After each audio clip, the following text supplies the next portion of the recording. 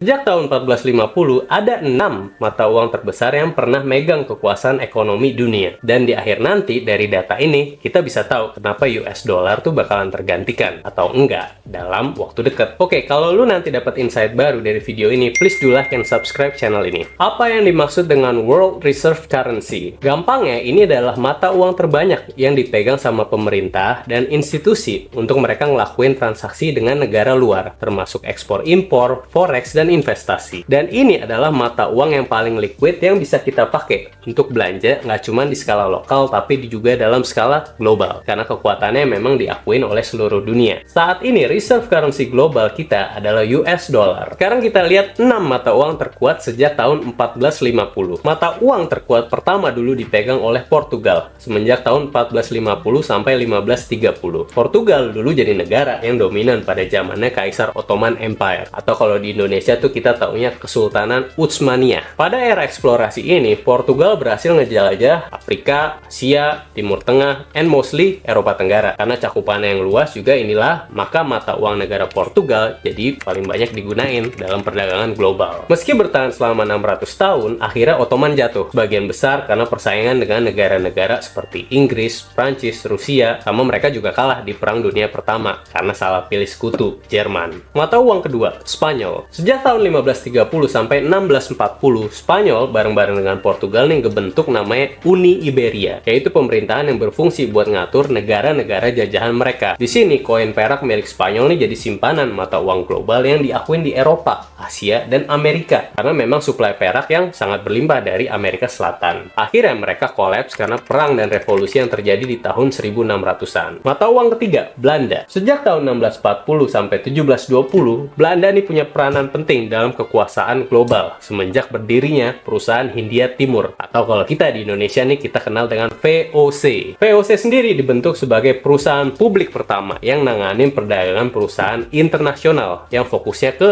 perdagangan rempah-rempah dari Laut India, di mana Indonesia adalah salah satu negara jajahannya. Belanda gunain VOC buat nge-support perang supaya mereka bisa bebas dari jajahan Spanyol. Dan dari perspektif ekonomi sih, akhirnya Belanda berhasil ngalahin Portugal dan Spanyol dengan monopoli profit yang sangat besar dari perdagangan rempah-rempah. Nggak terima di monopoli, Prancis dan Inggris akhirnya juga ngebentuk perusahaan trading rempah-rempahnya sendiri dan nyatain perang dengan si Belanda. Bisnis rempah-rempah yang udah Red Ocean dan perang yang terus-terusan berlangsung pada saat itu akhirnya ngebuat mata uang Belanda jatuh sebagai global reserve currency. Mata uang keempat, Prancis, yang bertahan 95 tahun dari tahun 1720 sampai 1815 sebagai global reserve currency di bawah kepemimpinan Raja Louis. Karena dia doyan party dan perang, akhirnya negaranya nih jadi nanggung utang yang sangat besar. Tahun 1789, revolusi Prancis nimbulin terjadinya krisis ekonomi dan civil war atau perang saudara selama beberapa dekade sebelum akhirnya Kaisar Napoleon ngambil alih negara tersebut. Selama tahun 1803 sampai 1815, Napoleon ngejajah banyak daerah yang ngebuat Prancis nih ternyata menderita banyak kerugian karena mereka terlalu over expansion. Mata uang kelima, Britania Raya. Setelah kekalahan Napoleon, Inggris tuh menguasai perdagangan global. Revolusi industrial beserta kemampuannya yang memang advance nih di pembuatan kapal menjadikan negara kepulauan tersebut jadi paling dominan di lautan. Jago di laut, artinya punya modal buat menguasai perdagangan global. Sampai akhirnya Perang Dunia Pertama ngebuat ekonomi dan mata uang Britania Raya jatuh sebagai global